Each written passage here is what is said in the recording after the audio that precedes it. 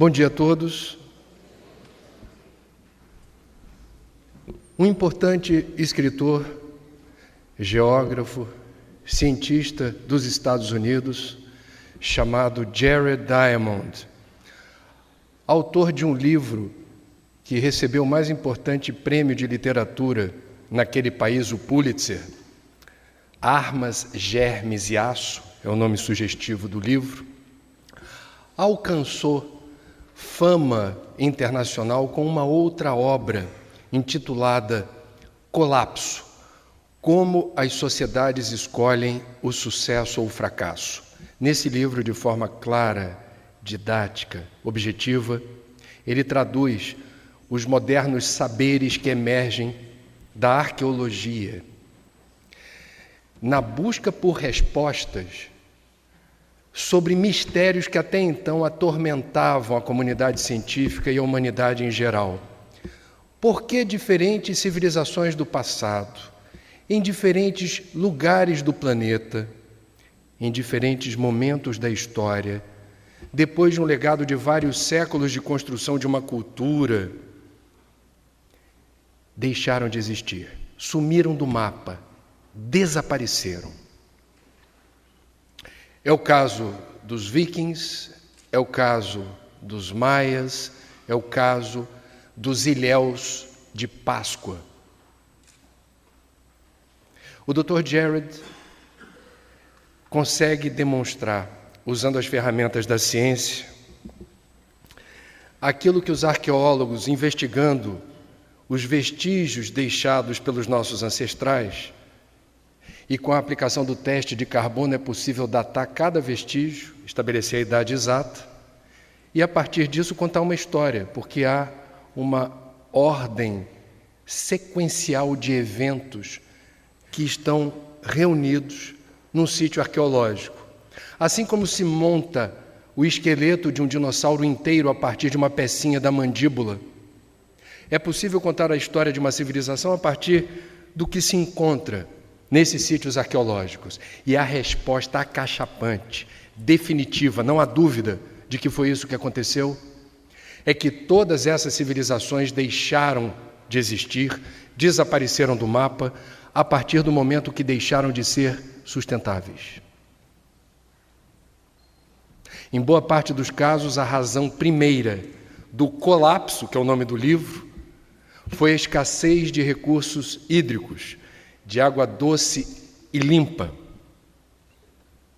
São muitas as informações interessantes, mas eu não vou ter tempo de entrar em detalhes, portanto, arbitrariamente vou escolher uma história, que é a da Ilha de Páscoa.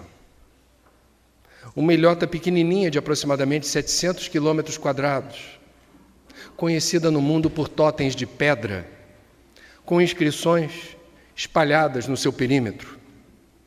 Os ufólogos, até essa descoberta dos arqueólogos, atribuíam a seres alienígenas a capacidade tecnológica de distribuir caprichosamente no perímetro da ilha esses totens pesados, porque se não tinha guindaste, se você não tinha outro aparato para fazer essa remoção, somente ETs teriam capacidade para fazê-lo. E aí vêm os arqueólogos e conseguem demonstrar que não. Pelo menos nesse caso não foi importante a ajuda de ETs. Para remover esses blocos de pedra, que tem uma história interessante, cada família ou clã eternizou na rocha a razão pela qual se consideravam únicos no universo. Não existia naquela época a palavra marketing, nem outdoor, mas eles estavam esculpindo na rocha a autopromoção de cada família ou cada clã, e não bastava esculpir na rocha, tinha que deixar num lugar muito visível, onde outras pessoas pudessem saber o que você já sabe, que a sua família é o máximo. Como fazer a remoção desses blocos de pedra? A solução tecnológica compatível com os ilhéus, naquele período, era retirar troncos de árvore, colocá-los debaixo da rocha e empurrando. Os blocos de pedra iam triturando, massacrando as toras de madeira, que eram repostas sucessivamente. Resulta disso o desaparecimento da florestinha, da ilhota de Páscoa. E a partir do desaparecimento da vegetação, uma sucessão de episódios catastróficos.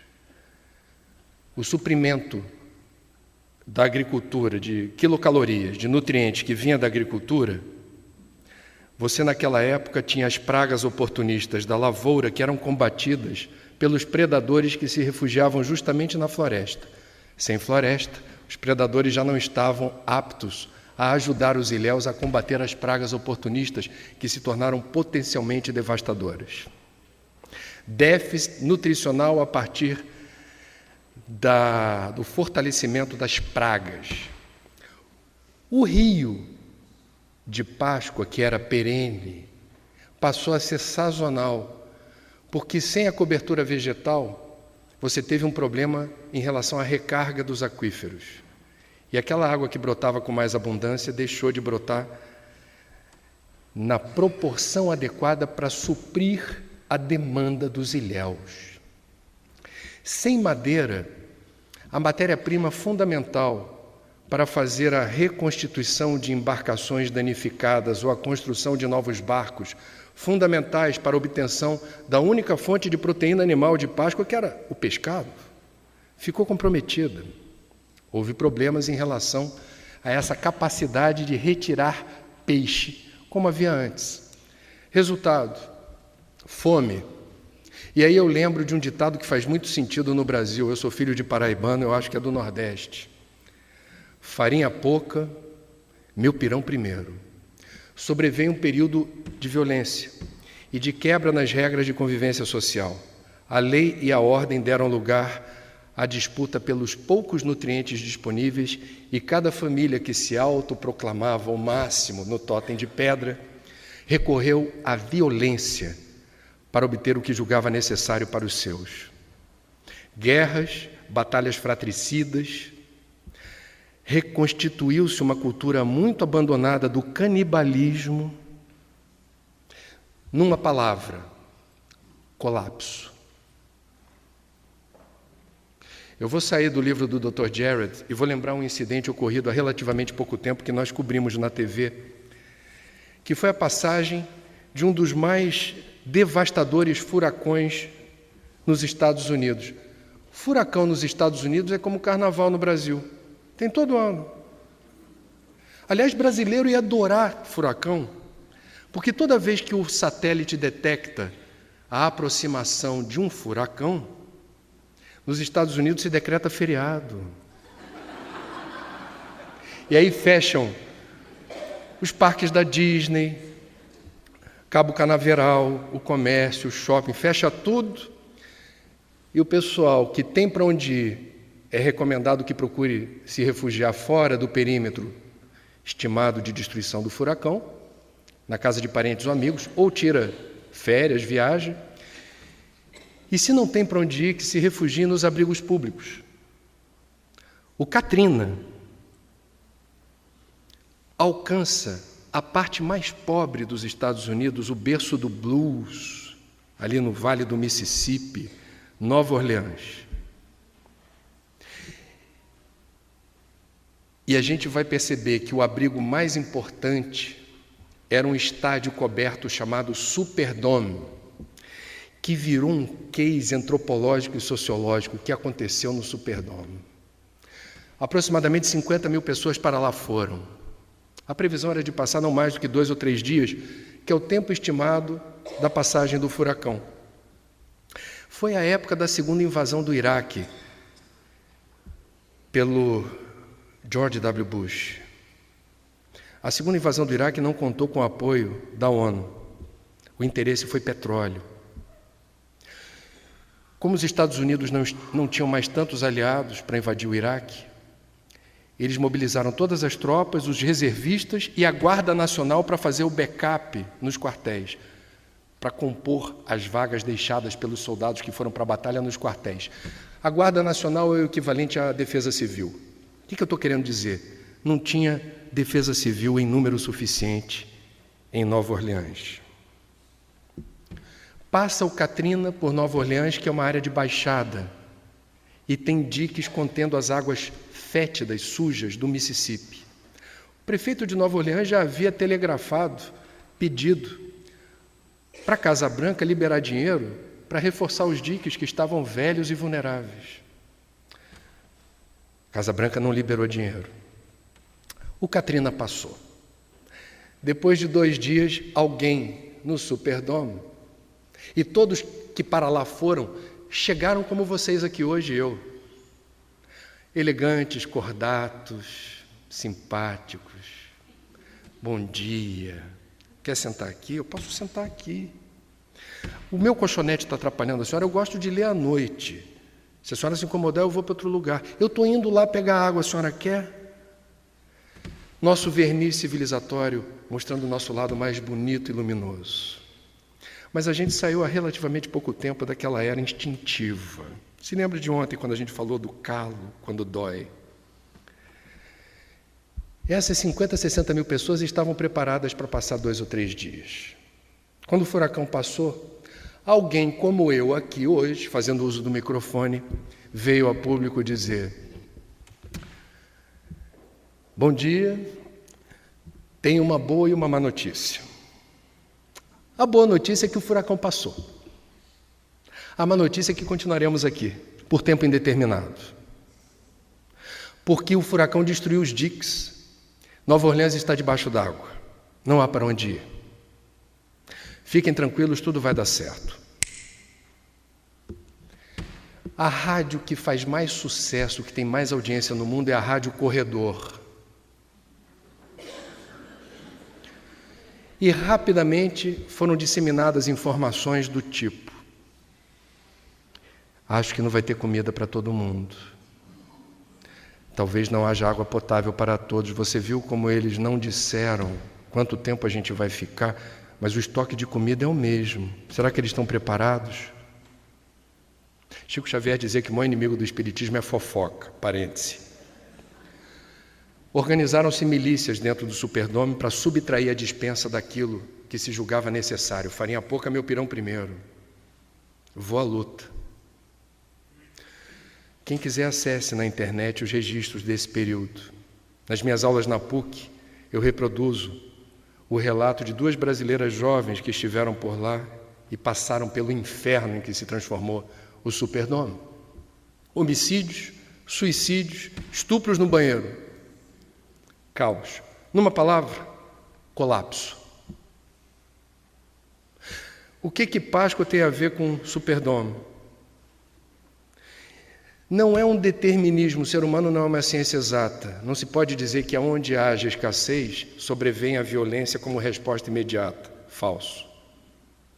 Mas existe um enorme risco de, em faltando o necessário, se as circunstâncias ambientais forem amplamente desfavoráveis, de emergir como resposta o nosso lado menos evoluído. Voltando para o livro do Dr. Jared, Colapso, o nome do livro. O que ocorre hoje, globalmente, do ponto de vista do risco de escassez, é algo absolutamente compatível com o que ocorreu nessas civilizações do passado.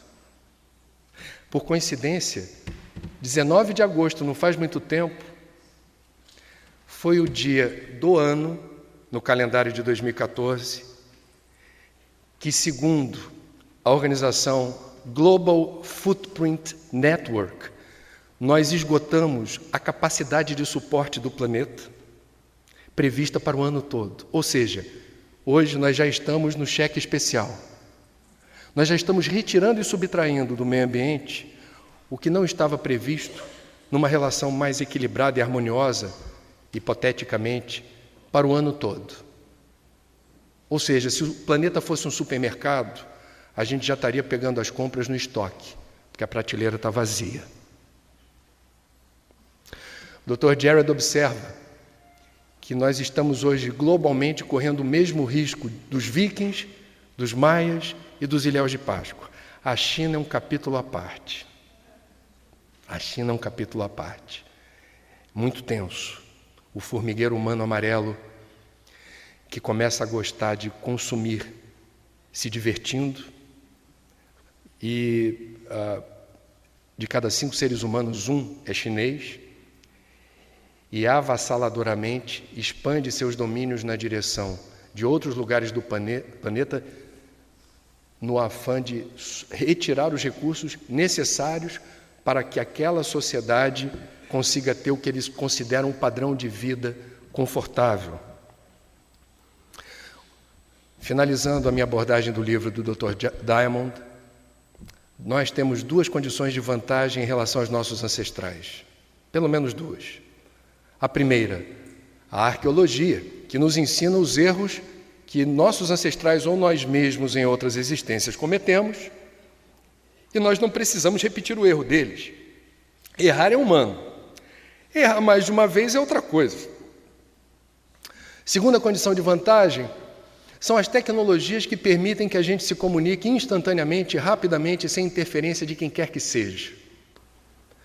Nós podemos fazer uso dessas ferramentas compartilhando as informações que são de extrema importância para virar o jogo, na construção de uma outra cultura, menos perdulária no uso dos recursos, menos avassaladora no sentido de não fazer a conta. Se o planeta vai suportar, a gente precisa fazer essa conta de trás para frente. O que fazemos hoje é compatível com a capacidade de suporte da nossa casa planetária? Sim ou não? Se a resposta for não, convém não seguir esse procedimento. Parece fácil, mas sabemos que não é. Qual é a singularidade dessa crise ambiental que é apontada como a maior da história da humanidade? Vocês e eu estamos encarnados no planeta Terra, e essa encarnação é interessante porque é a primeira em que a nossa espécie se depara com esse dilema. Jamais experimentamos na história da humanidade um momento parecido com esse. Seria muito mais fácil se essa crise fosse causada por um elemento estranho a nós, uma chuva de meteoros, uma invasão de alienígenas, o Godzilla que emerge das profundezas do solo e destrói tudo.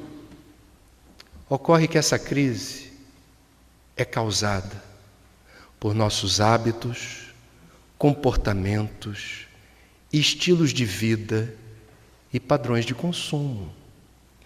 Essa crise tem o nosso DNA e a nossa digital. Então, quando a gente quer procurar os responsáveis por essa escassez de recursos naturais não renováveis, fundamentais à vida, olhemos-nos no espelho. E avaliemos com muita sinceridade a parte que nos cabe nessa crise. Não haverá dificuldade em encontrar, aqui ou ali, em maior ou menor grau, a nossa contribuição. Eu não vou falar muito de crise porque eu estou ligado na psicosfera. Quando a gente começa a falar muito de crise, a vibração cai, mas é meu dever hoje resumir, antes de falar de espiritismo, resumir os capítulos principais dessa crise.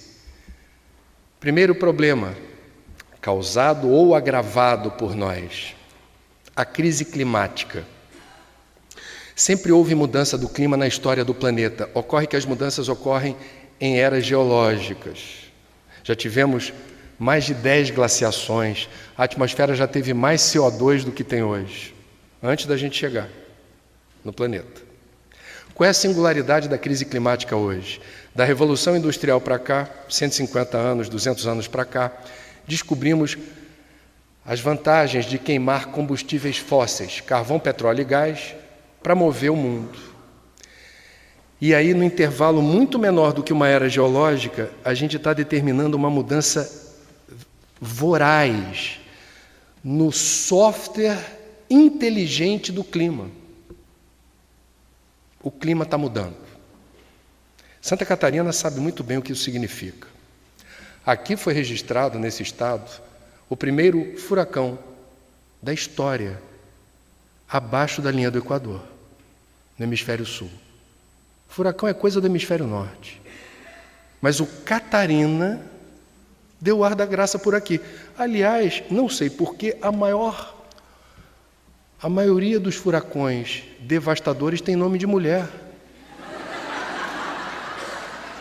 Eu não tenho nenhuma resposta para isso. Blumenau tem um histórico tenso das cheias do rio Itajaí, que ocorrem desde sempre, mas a virulência das chuvas e os impactos causados sobre as populações guardam uma relação direta em relação à forma como a gente não protege mata ciliar, permite assoreamento, ocupa área de risco e por aí vai. Vocês conhecem os problemas, como no Rio de Janeiro eu também cubro, como jornalista, os mesmos problemas. Se Tom Jobim, maestro soberano, estivesse ainda encarnado e aceitasse fazer um recital hoje aqui, ele que certa vez disse: toda a minha obra foi inspirada na Mata Atlântica.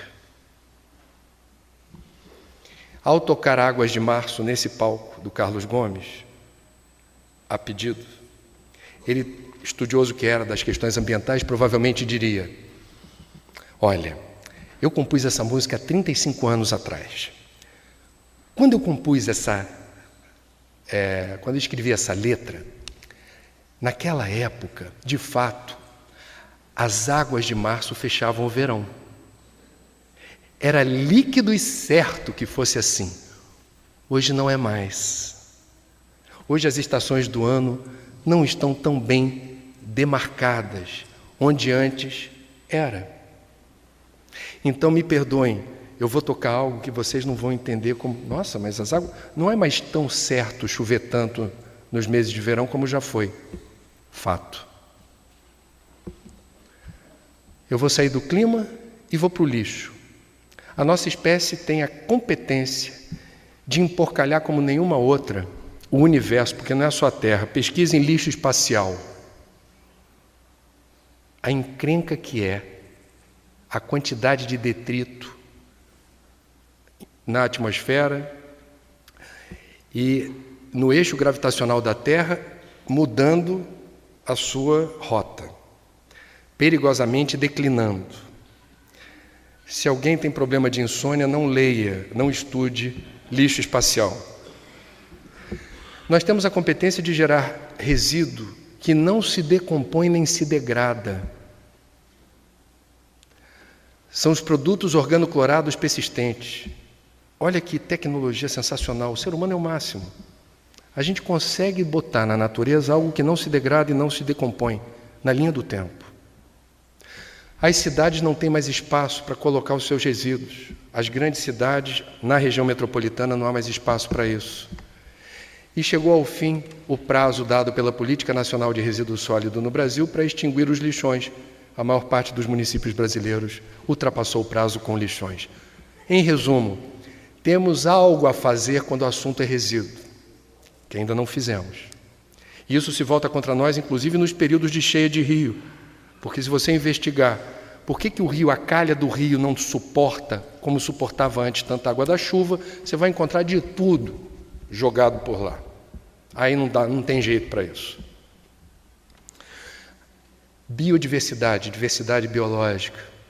Nós estamos destruindo, como nenhum outro ser vivo desse planeta, os outros seres da criação, dos reinos vegetal ou animal, do universo microscópico ou macroscópico. É uma destruição avassaladora. No Brasil, um esporte muito popular é destruir floresta para plantar capim e criar gado. Você pergunta, como eu já perguntei no Mato Grosso ou no Pará, me descreva o que você está vendo. Eu estou olhando ainda uma área verde, ainda disponível. Ele fala: isso aí é mata que não serve para nada.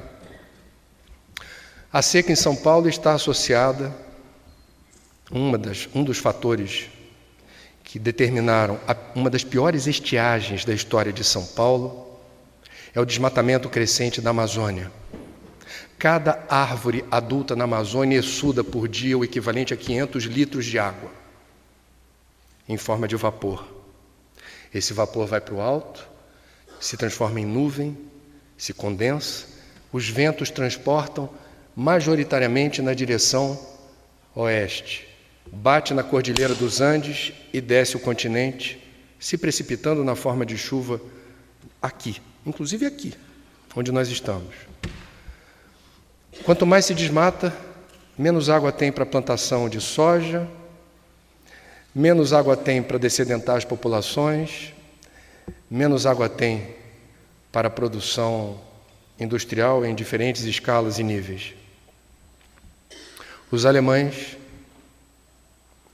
sobreviveram a 2 cenários de terra arrasada em 2 guerras mundiais provocadas por eles, para emergir como o país mais rico da Europa.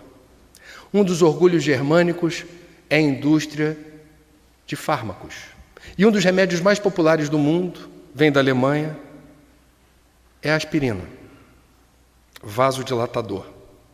Quando você lê a bula da aspirina, você vai encontrar lá que o princípio ativo vem de uma árvore, o salgueiro branco. Assim se dá com a maior parte dos remédios. O brasileiro, quando olha a floresta, fala, é mata que não serve para nada.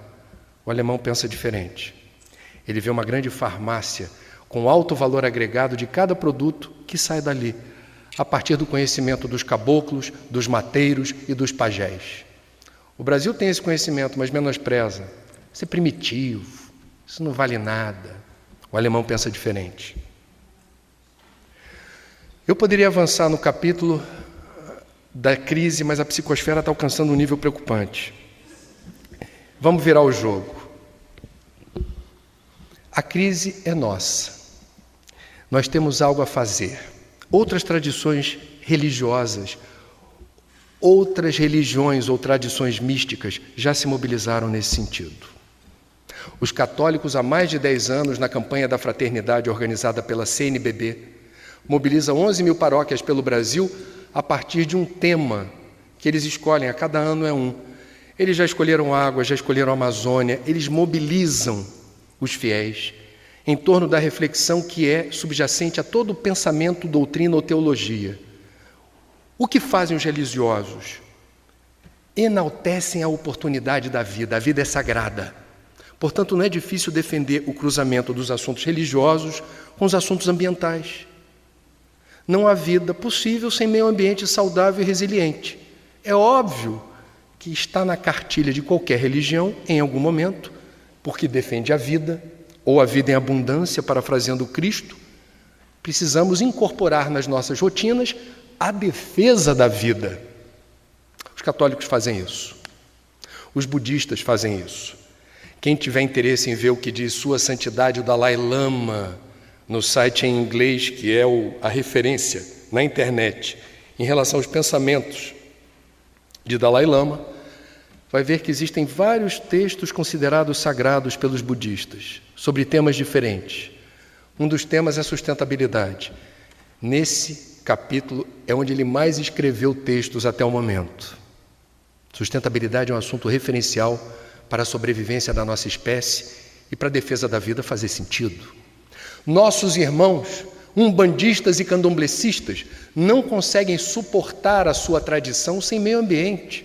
Precisa estar próximo da mata, precisa estar próximo da cachoeira, precisa extrair ervas, extratos, para que a sua cultura, na sua relação com a sua fé, tenha sentido. Nós espíritas, o que fazemos? Quando eu comecei a investigar esse assunto por ser espírita e jornalista interessado em sustentabilidade, antes de lançar o livro, eu me detive num trabalho de investigação pessoal. Eu banquei o detetive. Eu comecei a perguntar para todo dirigente de centro: já teve palestra alguma vez sobre meio ambiente? Vocês já falaram de ecologia? Majoritariamente a resposta foi não. Engraçado, está fora do nosso radar. Um assunto capital, para mim parecia capital. Por que os espíritas, isso em 2009, quando eu lancei o livro, isso está mudando. Quando a gente vem falar desse assunto, nos termos que eu tentei resumir para vocês, Em boa parte dos casos, os espíritas que assistem a uma palestra com esse escopo parecem blindados a qualquer preocupação ou pessimismo. Parece que não é algo que atormenta. Parece que é algo que não nos diz respeito. Eu fiquei tão entretido com essa investigação e fui encontrar algumas respostas nas frases de efeito que a gente usa no dia a dia enquanto espíritas para afirmar a nossa fé. Todo mundo gosta de uma frase preferida. A gente gosta de repetir por aí uma frasezinha que faça sentido para a gente. Todo mundo. No Espiritismo, por exemplo, a gente gosta da frase: o acaso não existe. A gente gosta tanto que a gente se apropriou dela. Tem adesivo por aí que é assim, no carro: o acaso não existe. Embaixo, leia Kardec. Dá licença, a frase é nossa. Quando você diz o acaso não existe, você está resumindo uma leitura das leis que regem a vida e o universo. É uma frase que diz muito. Por isso que a gente gosta de usar. Ela é autoexplicativa e ela tem consequências na sua visão de mundo, na sua interpretação das leis da vida. Existem outras frases que a gente usa no dia a dia que talvez expliquem essa blindagem para os assuntos ambientais. Isso não me preocupa, isso não me atinge. Por exemplo, a verdadeira vida é a vida espiritual, com direito a dedinho para cima. Aí está seu guia espiritual do teu lado. A verdadeira vida é a vida espiritual.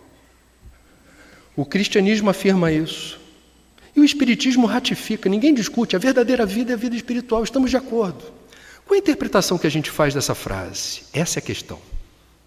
Muitos de nós espíritas somos acusados pelas outras tradições de sermos deslumbrados com o além-túmulo. Tudo que diz respeito ao além-túmulo nos fascina. É aquele camarada que vai ver o filme Nosso Lar 5 vezes, levando sempre alguém diferente, e espera o momento em que você tem os efeitos especiais mostrando o que é nosso lar, aí cutuca do lado e diz assim: ó, aí que eu quero morar, do lado do chafariz. Nós somos assim, uns mais, outros menos. A gente tem tanta informação sobre o lado de lá, o que talvez explique a interpretação que se faça dessa frase equivocada. Quando se diz a verdadeira vida é a vida espiritual, no meu entender, não significa que a verdadeira vida só começa quando o meu corpo perece. Eu não sou vidente, mas eu estou vendo uma plateia repleta de espíritos, encarnados, mas espíritos. Já estamos vivendo a nossa vida espiritual no plano da matéria. Certas escolhas que a gente faz enquanto encarnados, e uma delas talvez seja estar presente hoje aqui nesse seminário, levam em consideração os interesses do espírito imortal. Aqui nós estamos praticando a verdadeira vida. Nós estamos aqui no exercício da vida espiritual. Significa dizer que a vida espiritual não começa quando você morre. Significa que já estamos aqui e agora no transcurso da vida espiritual. Então, o que a gente vai entender disso? O que Gilberto Gil certa vez sintetizou numa música muito bonitinha. O melhor lugar do mundo é aqui e agora. Se o melhor lugar do mundo é aqui e agora, e se eu já estou no exercício da minha vida espiritual, o que acontece aqui agora nesse plano me diz respeito. Se eu falo de coleta seletiva, uso consciente de água e energia, consumir com moderação, etc., etc., eu estou falando de assuntos que dizem respeito à qualidade de vida minha e do planeta aqui e agora. São escolhas espirituais também. Outra frase que a gente gosta de dizer por aí. Não sei vocês em Blumenau, no Rio se fala para burro isso. Eu estou aqui de passagem. Máximo isso, né? Aliás, é uma frase que faz sentido para espiritualistas e materialistas. Eu estou aqui de passagem. Ok. Qual é a provável mensagem subliminar da frase? Posto que eu estou aqui de passagem, os assuntos do aqui e do agora, daqui a pouco são desimportantes para mim. Eu não vou me deter, eu não vou me estressar, eu não vou me envolver, eu não vou me comprometer com o que acontece aqui agora, porque daqui a pouco eu não estou mais aqui.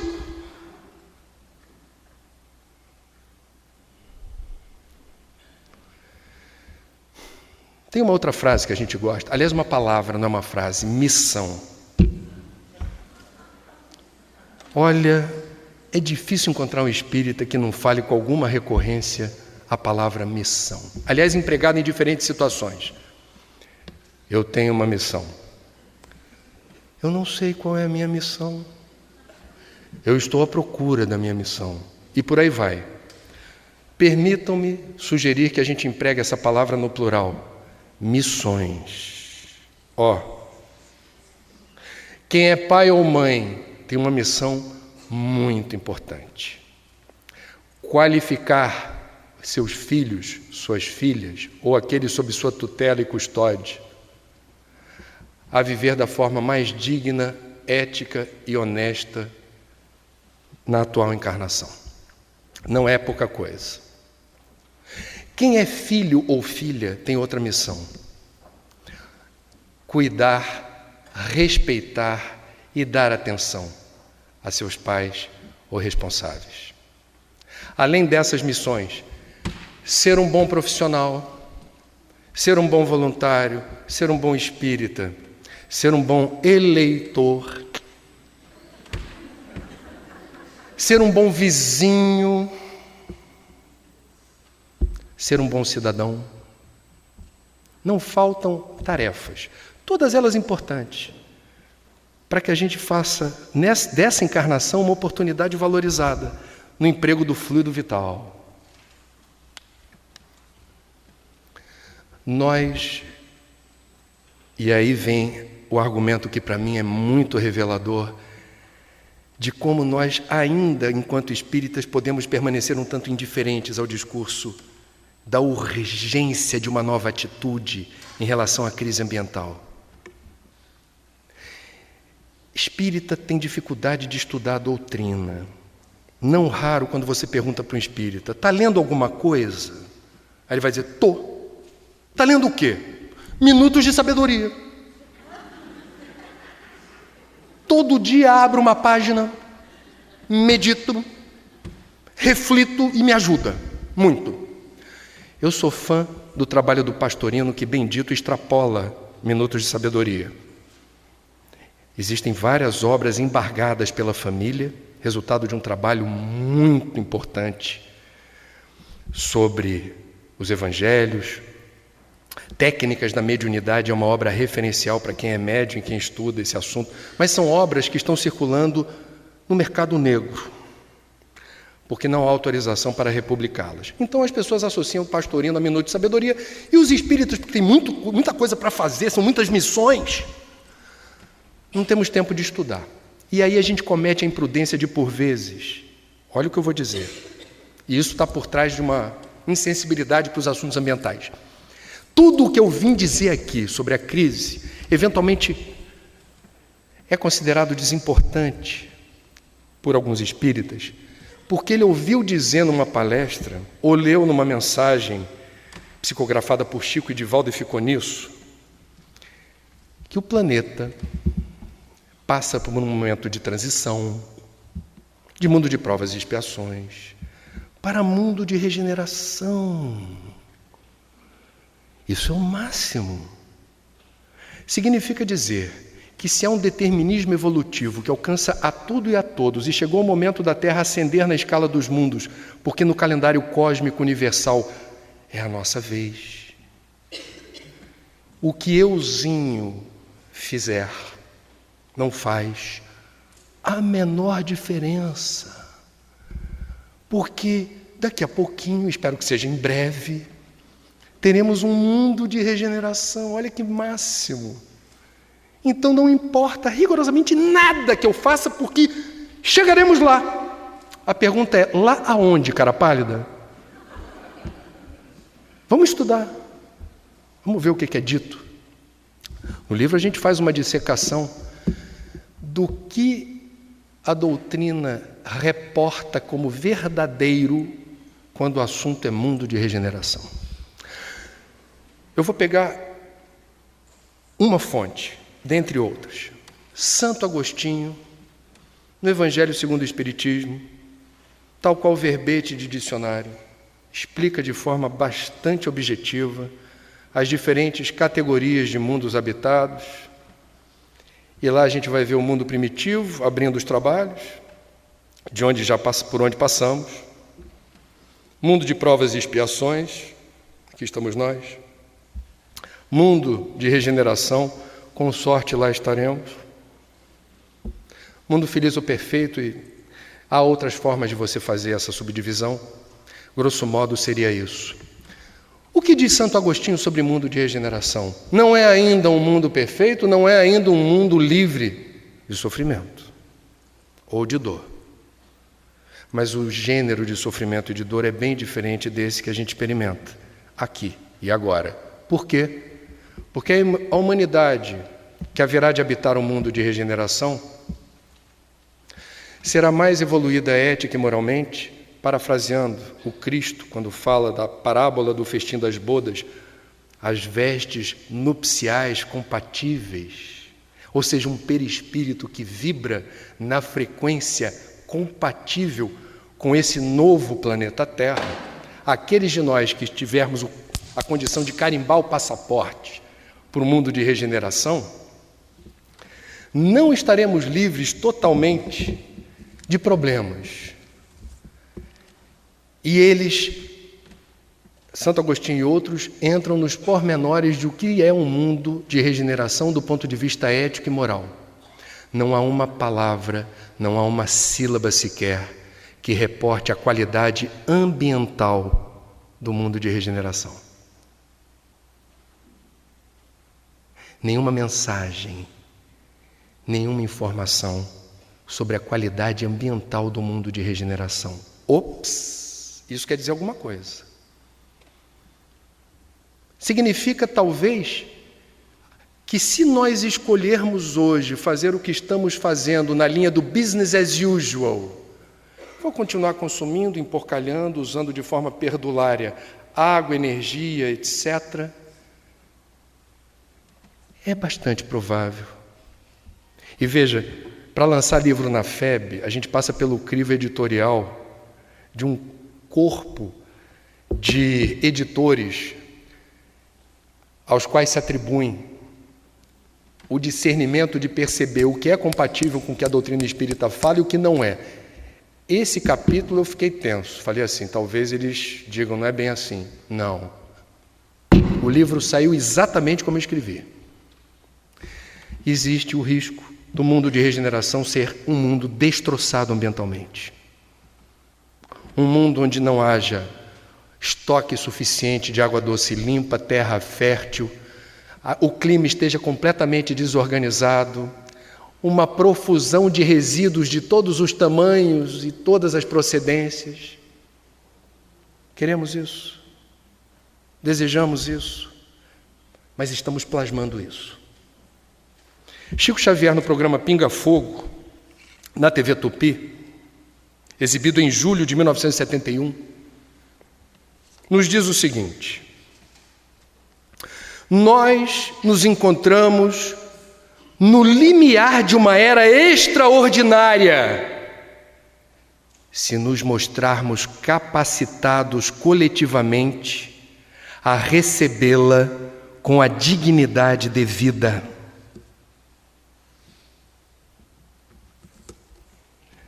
Precisamos fazer o dever de casa porque Deus delega, Deus terceiriza. A gente às vezes idealiza aquele Deus de tantas outras encarnações, o Deus da magia, o Deus camarada, que faz milagres E aí a gente imagina que o mundo de regeneração, por ser mundo de regeneração, Deus haverá de tirar todo o CO2 da atmosfera. Porque é mundo de regeneração, todo o lixo desaparece. Porque é mundo de regeneração, toda a água doce e limpa é vertida das fontes e mananciais destroçados por nós. Não vai ser assim. Não vai ser assim. É duro reconhecer, mas é verdade. Ou a gente, pelo livre-arbítrio, escolhe o caminho do bem, da ética, do bom senso e da responsabilidade, como a lei do inquilino. O que diz a lei do inquilino, a lei dos homens? A casa não é tua. No momento em que você ocupa o imóvel, o dono tem o cuidado de registrar: estou lhe entregando assim. E no momento que você sai, o que faz o dono? Não fui eu. Usarei as medidas legais para responsabilizá-lo pelo estado em que o imóvel está sendo devolvido. Nada nos pertence nesse mundo, nada. A roupa que você está usando não é tua. O dinheiro que você tem na conta ou no investimento não lhe pertence. Seu patrimônio, imóveis, carro, tudo que você tem não é seu. Daqui levaremos as conquistas emocionais e intelectuais. O estoque de evolução que nos pertence aí é nosso. Portanto, somos usuários de algo que não nos pertence. A pergunta-chave que nos devia constranger: o que estou fazendo eu na encarnação em que a crise ambiental emerge? É a nossa responsabilidade kármica. Estamos vivendo um momento na Terra em que esse assunto floresce como nunca antes houvera florescido antes. Quem conhece e quem sabe tem responsabilidade. A partir de hoje vocês não têm desculpa. Vocês vão se lembrar de mim. Desculpa. Mas eu estou aqui para incomodar.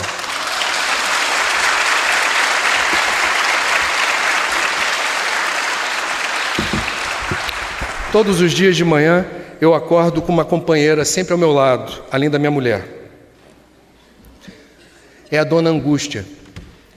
Mas não é a angústia que me põe para baixo.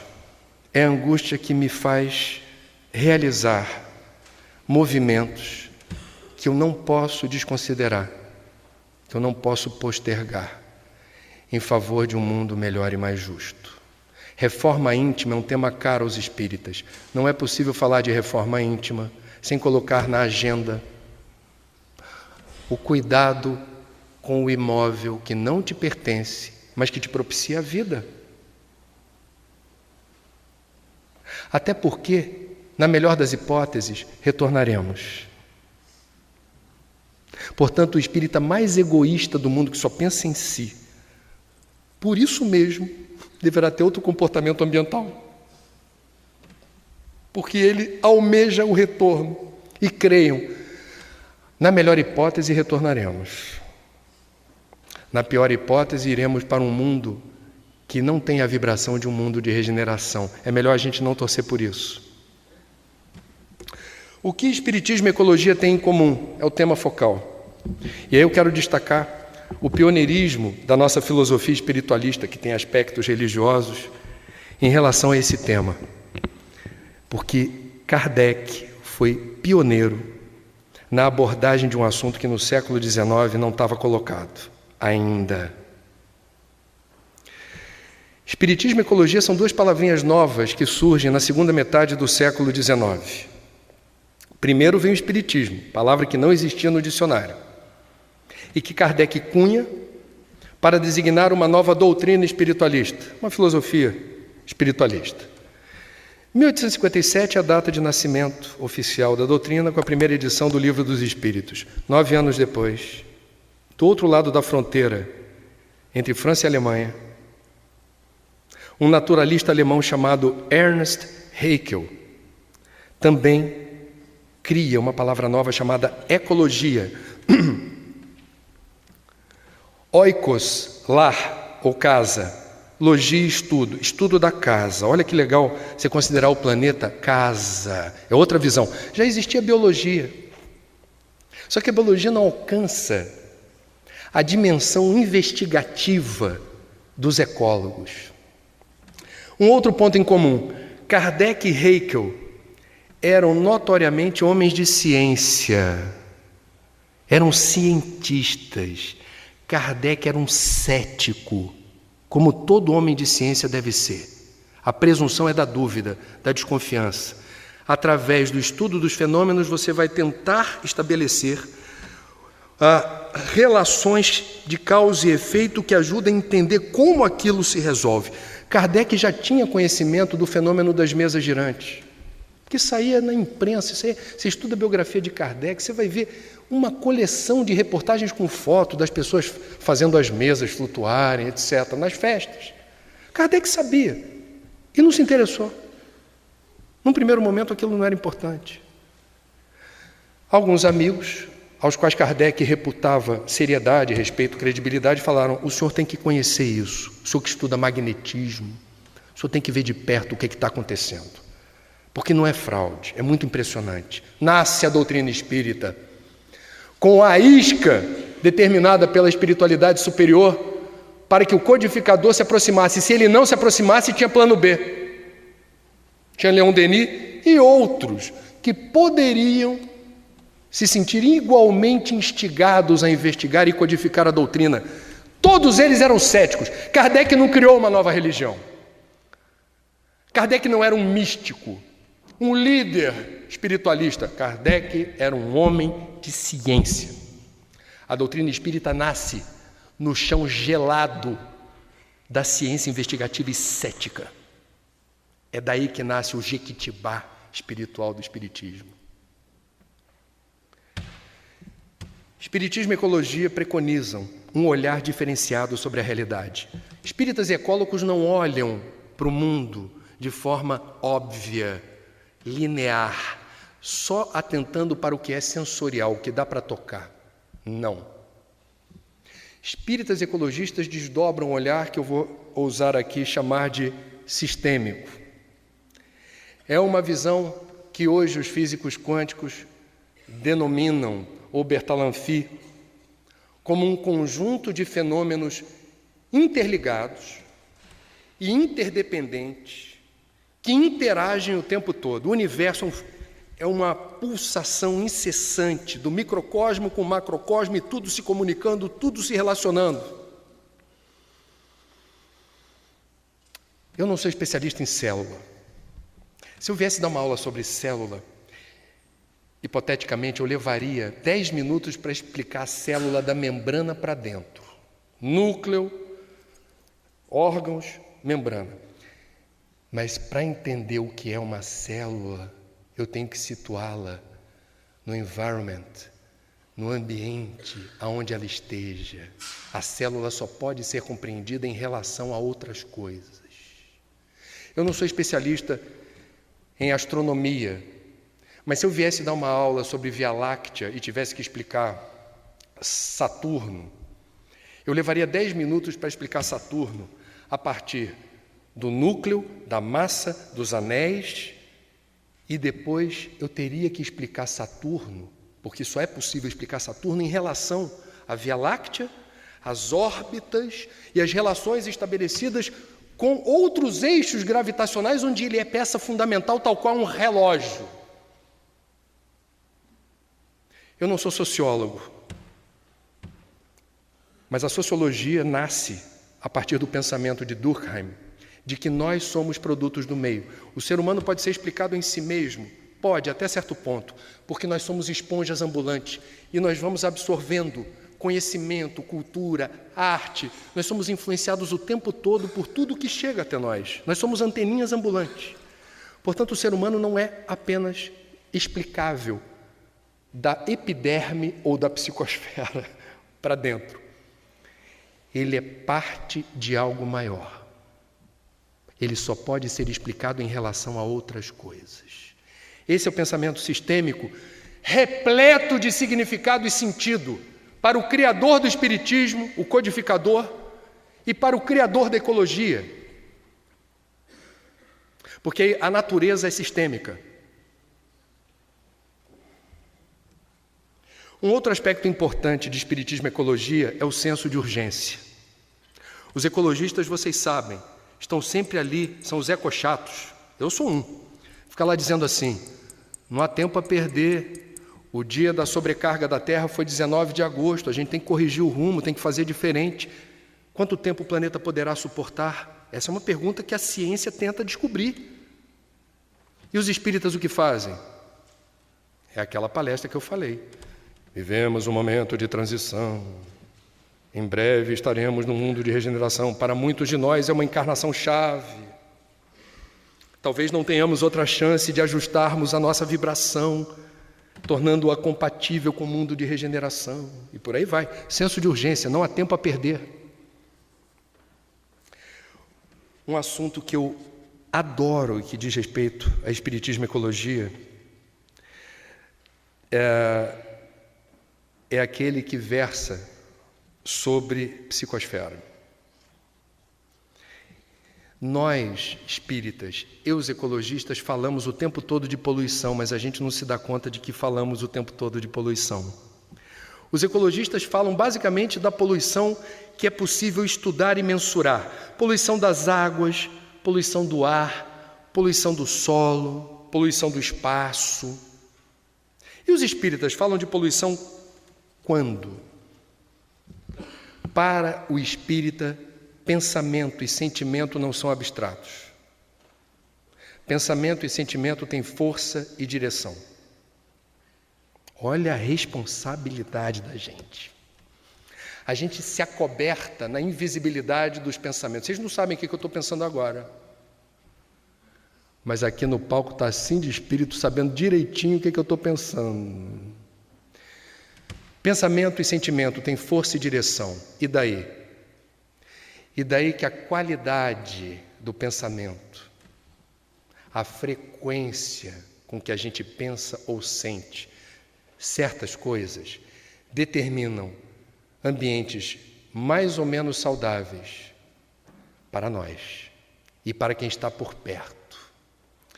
É o estudo da psicosfera. Uma das definições boas de psicosfera é a seguinte: um campo resultante de emanações de natureza eletromagnética a envolver todo o ser humano, encarnado ou desencarnado.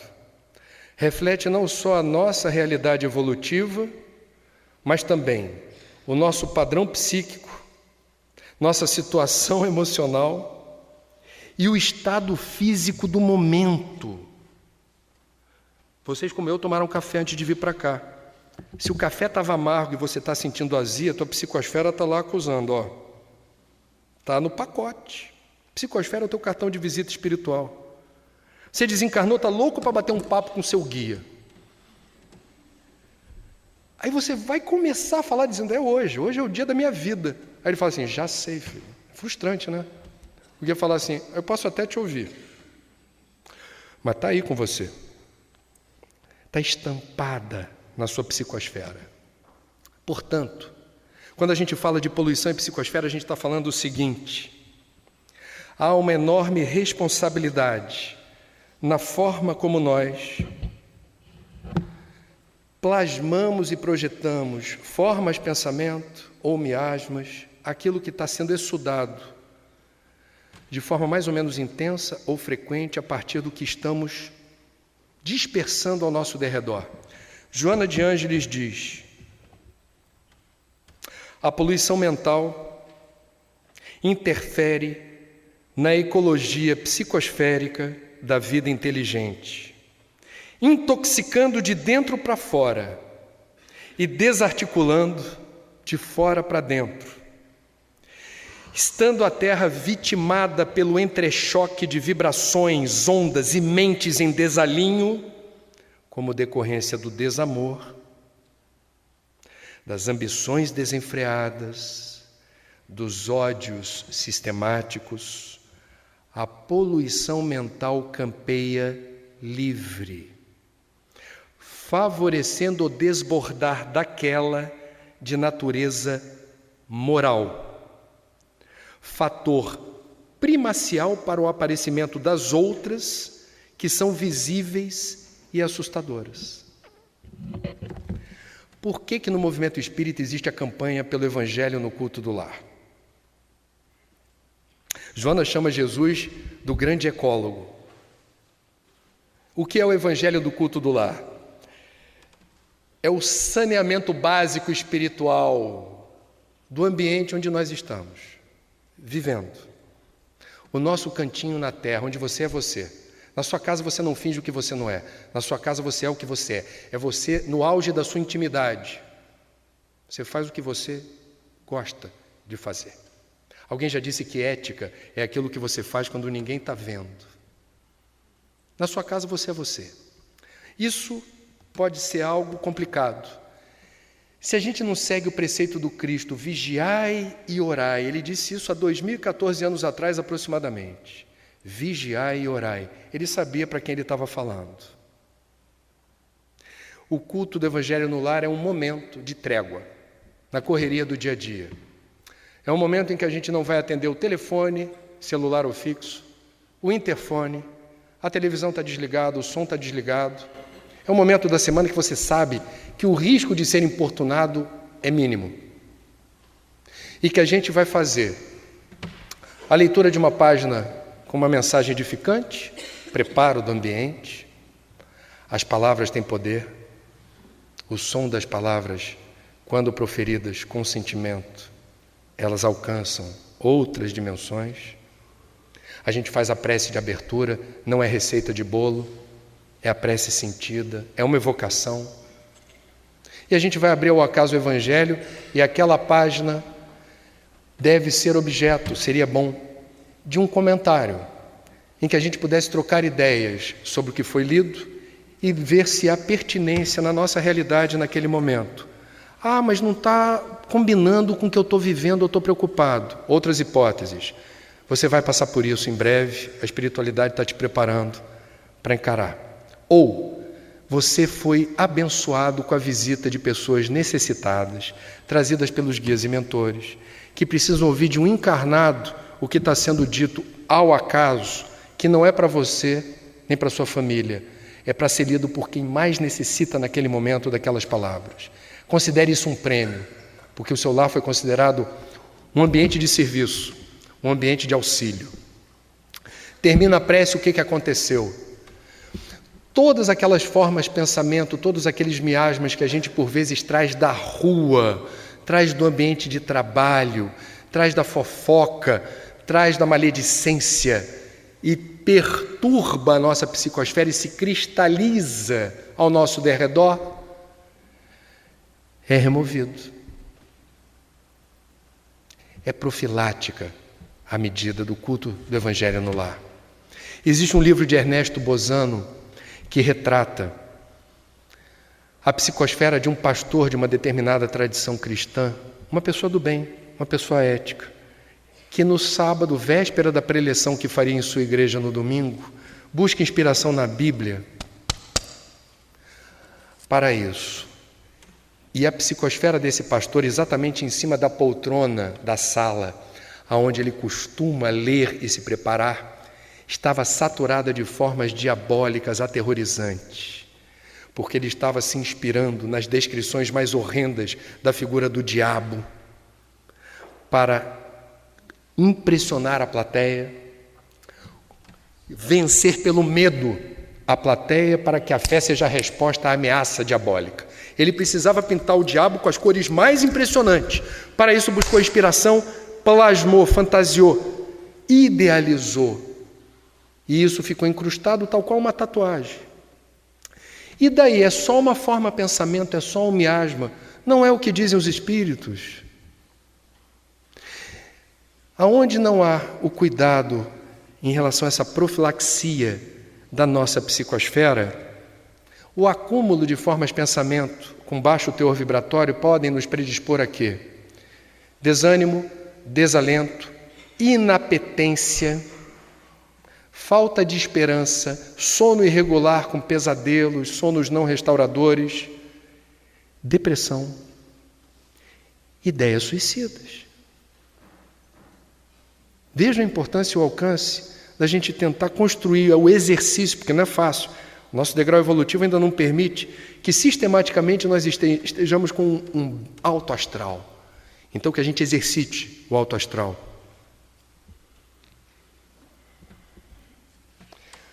Um outro ponto importante que eu queria destacar aqui diz respeito, e isso é muito interessante e é particularmente doloroso para as plateias com quem eu tenho trocado essas informações. Espiritismo e ecologia são absolutamente claros em relação aos riscos materiais e espirituais do consumismo. Os ecologistas já desenvolveram metodologias muito interessantes para você medir, a partir do seu nível de consumo, a acumulação de bens e posses que você possui, a tradução disso em água, matéria-prima e energia. Tudo tem água, tudo tem energia, tudo tem matéria-prima. Quanto mais eu consumo, mais eu estou levando para casa pedacinho da natureza. O consumo favorece a vida, ninguém tem que ter pudor ou constrangimento de consumir. Consumo faz parte da vida. O que é consumismo? O sufixo ismo alude a excesso e desperdício.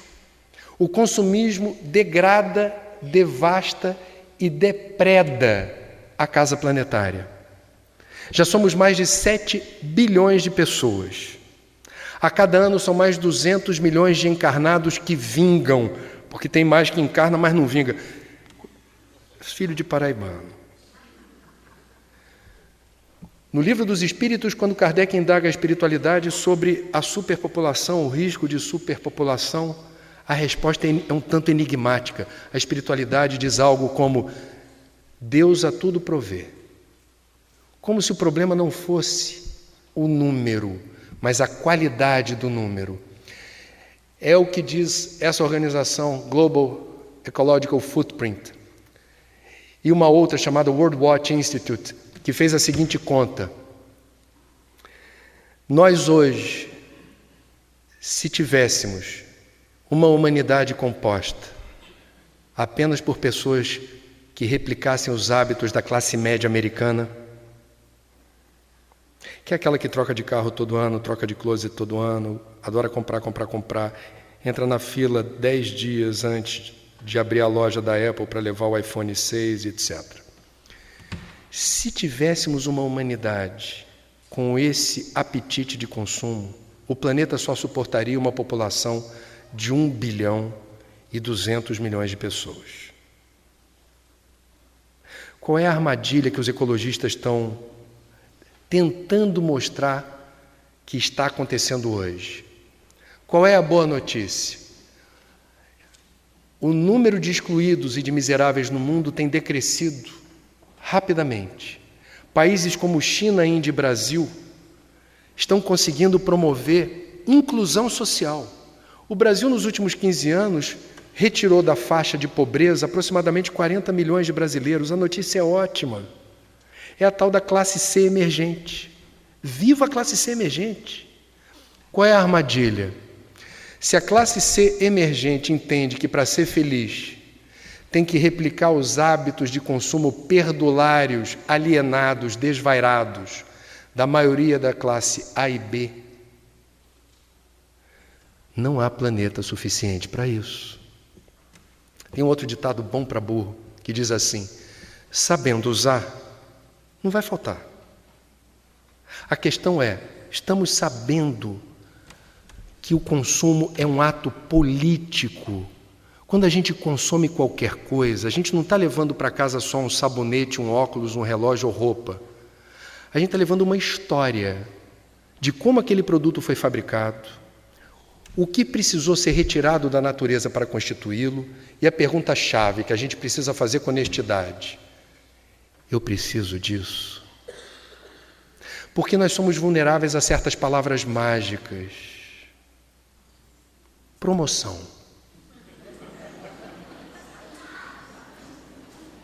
Sentiram um frisson?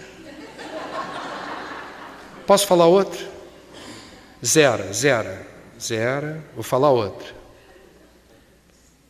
liquidação. Reflitam sobre isso, porque isso replica o movimento de manada. Vocês já ouviram falar de movimento de manada? Vocês gostam de documentário do reino animal? Eu adoro. Eu adoro principalmente quando tem leoas, que o leão dorme 18 horas por dia. As leoas se organizam para caçar. E elas são muito inteligentes. E elas vão cercando outra manada, normalmente de gnus, que é um bicho feio. É um mamífero de sangue quente, quadrúpede, que tem uma barbicha e um chifrinho assim. Muitos gnus na África, nas estepes, e são a base da cadeia alimentar dos carnívoros. Todo mundo que come carne gosta de comer gnu, porque eles são muitos. As leoas começam a cercar os gnus. Elas normalmente escolhem o mais novinho ou o mais velhinho, que correm com menos velocidade. Só que sempre tem uma leoa estagiária, aprendendo com as mais velhas a fazer esse ofício. Então ela fica lá atrás acompanhando.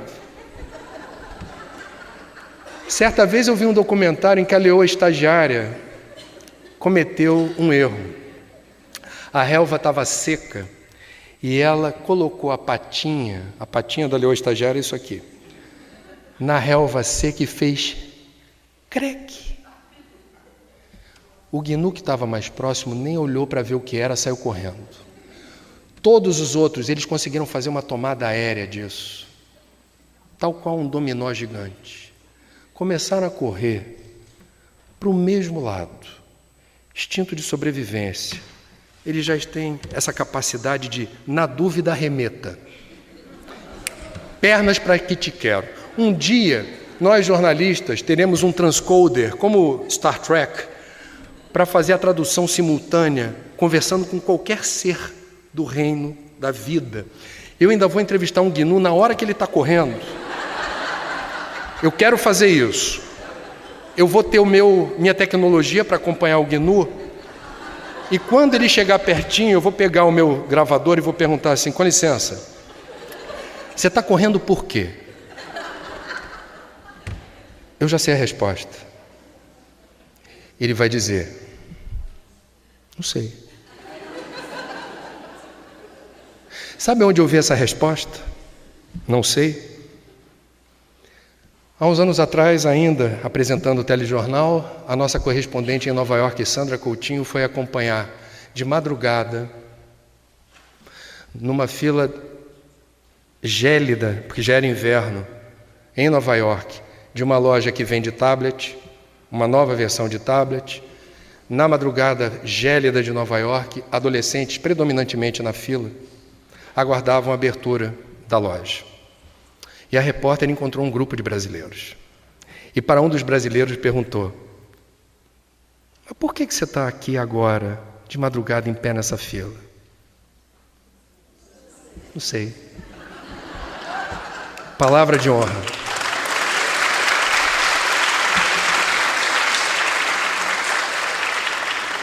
Eu tenho 48 anos e eu sou de uma geração em que a expressão armário embutido fazia sentido. Isso tem 30, 35 anos atrás. As pessoas se frequentavam mais no Rio de Janeiro, não tinha TV a cabo, nós não tínhamos tantas opções de lazer e entretenimento, não tinha internet. As famílias se frequentavam.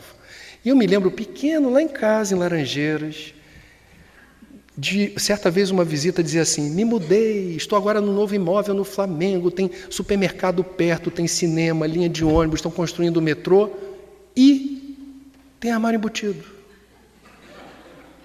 Eu fiquei impactado pelo fato da pessoa ter tido a coragem de falar que armário embutido era algo importante, porque o armário embutido da minha casa era uma coisa feia, tudo atochado, apertado para caber ali, dentro da parede.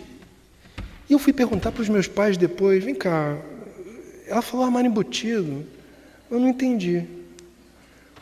Meus pais falaram óbvio: filho, armário embutido faz com que você tenha mais espaço de circulação no apartamento ou na casa, porque ele está enfiado na parede. E quando você se muda, é menos tralha no caminhão. Você vai para outro lugar que, se Deus quiser, vai ter outro buraco na parede e você vai colocar tudo lá dentro. Meus amigos, 30, 35 anos se passaram e hoje a juventude, procurando seu espaço no mundo, querendo se mudar para algum lugar, não sabe o que é armário embutido. Se você não quer dizer quantos anos você tem, se alguém perguntar, armário embutido, não sei o que é isso. Como assim? Não sei. A garotada não quer saber de armário embutido, mas tem outro sonho de consumo. Esse sonho de consumo responde por um nome só, que não é proferido nem em português. E eu vou aqui evocar o coro do Teatro Carlos Gomes, para que na contagem regressiva que eu vou aqui estabelecer, em uníssono, vocês recitem o mantra da sociedade de consumo expressa numa palavrinha em inglês, que substituiu o armário embutido. A minha contagem, atenção, 3, 2, 1. Mais alto, 3, 2, 1. A vibração despencou. O que é o closet? Sociologicamente, antropologicamente falando, é um lugar maior do que o armário embutido.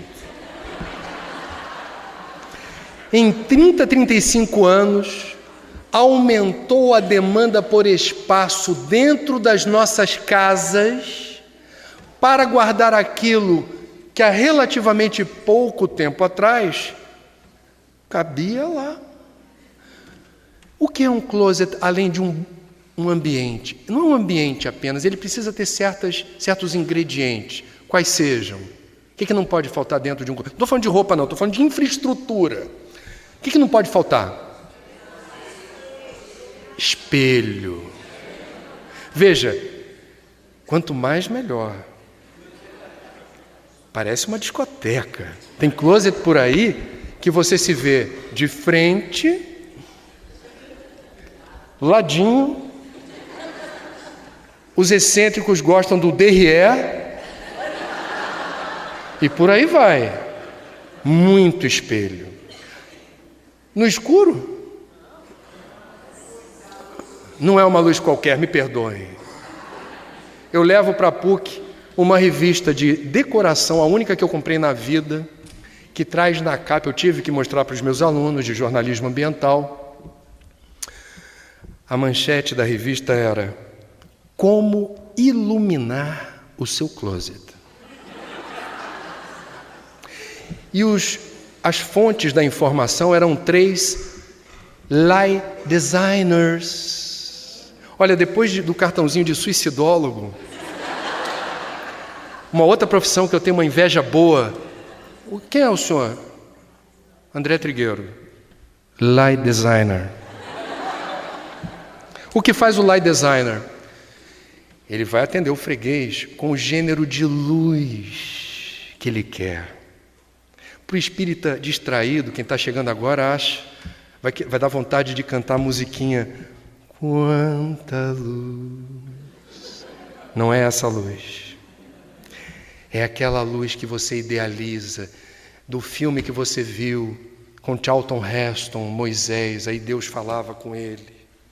E abria-se um clarão nas nuvens e a luz projetava feixes de luz. Feixe sensacional. Aonde o feixe? Nas pilhas de toalhas felpudas, multicoloridas de algodão egípcio. Na sapataria doméstica que eu tenho. E ai de vocês, se sentem seguros se um dia houver a CPI do consumo consciente, visitando o closet, para ver quantos pares de sapato tem ali. Vocês vão se lembrar da notícia da queda da ditadura nas Filipinas. Ferdinand Marcos e sua mulher Imelda, que saem corridos do Palácio Presidencial em Manila. O povo adentra o palácio e fica deslumbrado com aquele luxo num país de miseráveis, de pobres, e entra no salão de sapatos da primeira-dama. Mais de 3.000 pares. Num país de descalços. Alguém fez essa conta uma vez na minha turma, um aluno. Ela poderia usar um par hoje e só repeti-lo daqui a 8 ou 9 anos. Todo dia usando sapatinho. Qual é a diferença de consumo para consumismo? Se Dona Imelda fosse uma centopeia,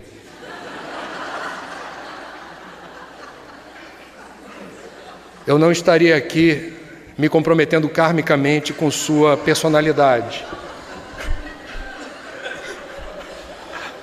Sendo ela bípede como eu e vocês, temos um problema em relação a esse capítulo.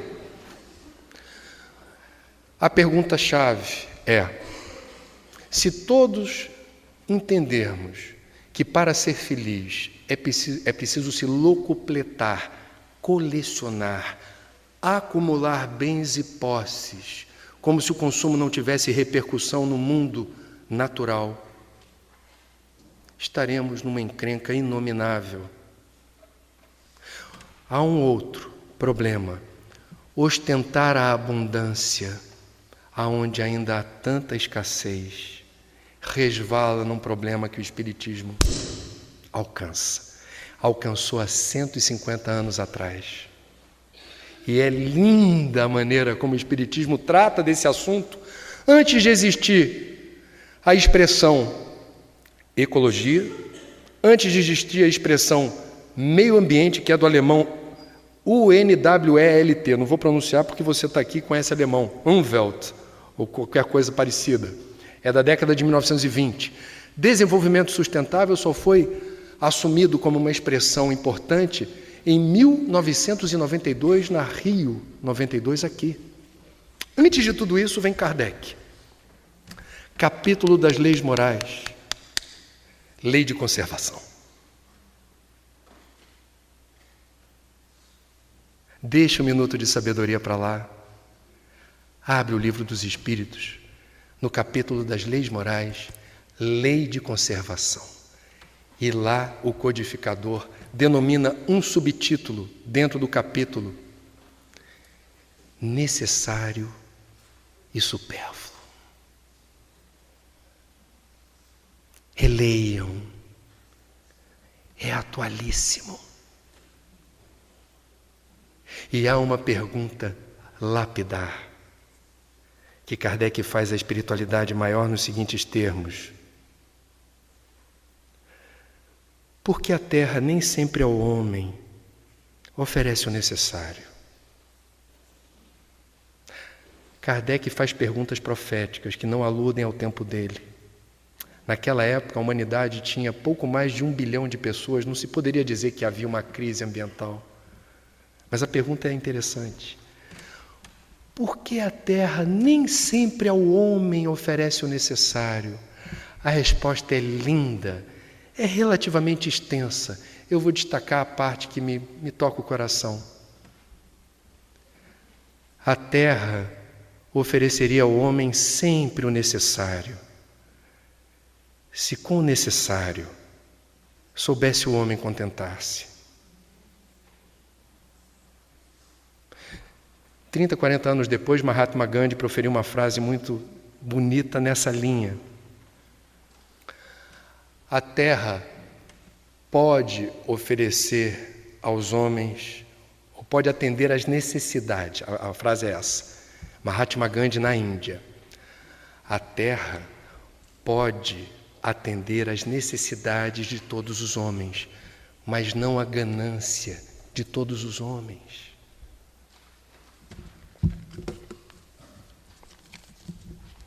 Permitam-me compartilhar para encerrar, 2 mensagens.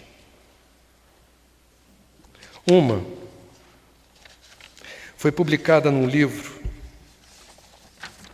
eu tenho que ler porque ela é chamado A Conta da Vida, do espírito Neio Lúcio,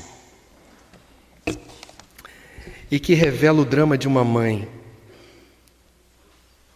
que vê o filho de 20 e poucos anos,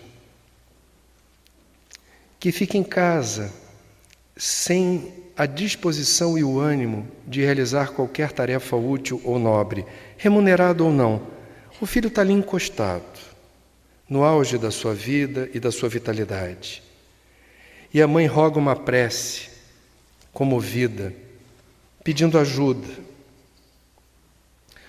Senhor, ajuda meu filho a seguir em frente. Eu o criei com tanto sacrifício. Graças a Deus ele tem saúde. É um menino bonito, forte. Mas eu não sei o que fazer para que ele encontre um rumo e realize alguma atividade que justifique a vida que ele tem.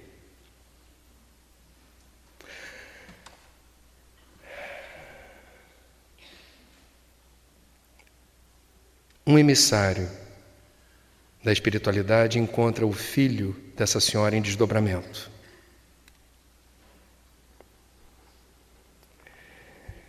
E diz para o rapaz o seguinte: meu amigo, venho trazer-te a conta dos seres sacrificados até agora em teu proveito. O moço arregalava os olhos de assombro enquanto o mensageiro prosseguia. Até hoje, para sustentar-te a existência, morreram aproximadamente 2.000 aves, 10 bovinos, 50 suínos, 20 carneiros e 3.000 peixes diversos. Nada menos que 60.000 vidas do reino vegetal foram consumidas pela tua, relacionando as do arroz, do milho, do feijão, do trigo, das várias raízes e legumes. Em média calculada, bebeste 3.000 litros de leite, gastaste 7.000 ovos e comeste 10.000 frutas. Tens explorado fartamente as famílias de seres do ar e das águas, de galinheiros e estábulos, pocilgas e redis. O preço dos teus dias nas hortas e pomares vale por uma devastação. Além disto, não relacionamos aí os sacrifícios de tua mãe, os recursos e doações de teu pai, os obséquios, os favores dos amigos e as atenções de vários benfeitores espirituais que te rodeiam. Em troca, que fizeste de útil? Não restituíste ainda à natureza a mínima parcela de teu imenso débito. Acreditas, porventura, que o centro do mundo repousa sobre suas necessidades individuais e que viverás sem conta nos domínios da criação? Produze algo de bom, marcando a tua passagem pela terra. Lembra-te de que a própria erva se encontra em serviço divino. Não permitas que a ociosidade te paralise o coração e desfigure o espírito. O moço espantado passou a ver o desfile dos animais que havia devorado e, sob forte espanto, acordou. Amanhecera. O sol de ouro como que cantava em toda parte um hino glorioso ao trabalho pacífico. Levindo é o nome do rapaz. Levantou da cama, correu até a genitora e exclamou: mãezinha, arranje-me serviço, arranje-me serviço. O juízo final não é um tribunal como o da terra. O juízo final é o tribunal da nossa consciência. E em algum momento da avaliação que faremos da nossa última encarnação na Terra, nós vamos ter acesso, vamos puxar um extrato virtual de todos os recursos materiais ou energéticos que foram disponibilizados para a taxa de sucesso da nossa encarnação ser a mais elevada possível. O que fizemos disso? A outra mensagem não é mediúnica, nem é de um espírita. É de um ecologista norte-americano, David Brower, e que me parece muito didática para ser trabalhada com crianças em escolas públicas ou particulares ou ainda universidades. O que fez ele? Um trabalho genial. Ele dividiu hipoteticamente, metaforicamente, quase 5 bilhões de anos da história do planeta nos 7 dias da semana, para ilustrar um pensamento. Tomemos os dias da semana para representar o que de fato se passou em 5 bilhões de anos. Nosso planeta nasceu numa segunda-feira, a 0 hora. A Terra vai se formando lenta e progressivamente, segunda, terça e quarta-feira até o meio-dia. A vida começa quarta-feira ao meio-dia e desenvolve-se em toda a tua beleza orgânica durante os 4 dias seguintes. Somente no último dia, às 4 da tarde de domingo, é que os dinossauros aparecem. 5 horas mais tarde, às 9 da noite, quando as sequoias brotam da terra, aquelas árvores imensas nos Estados Unidos, os dinossauros desaparecem. O homem, a mulher, surgem, faltando apenas 3 minutos antes da meia-noite de domingo. A 1/4 de segundo antes da meia-noite, Cristo nasce. A 1/40 de segundo antes da meia-noite, inicia-se a Revolução Industrial. Agora é meia-noite de domingo e estamos rodeados por pessoas que acreditam que aquilo que fazem a 1/40 de segundo pode durar indefinidamente. Um mundo melhor e mais justo, um mundo sustentável depende de nós. Façamos a nossa parte. Obrigado pela atenção.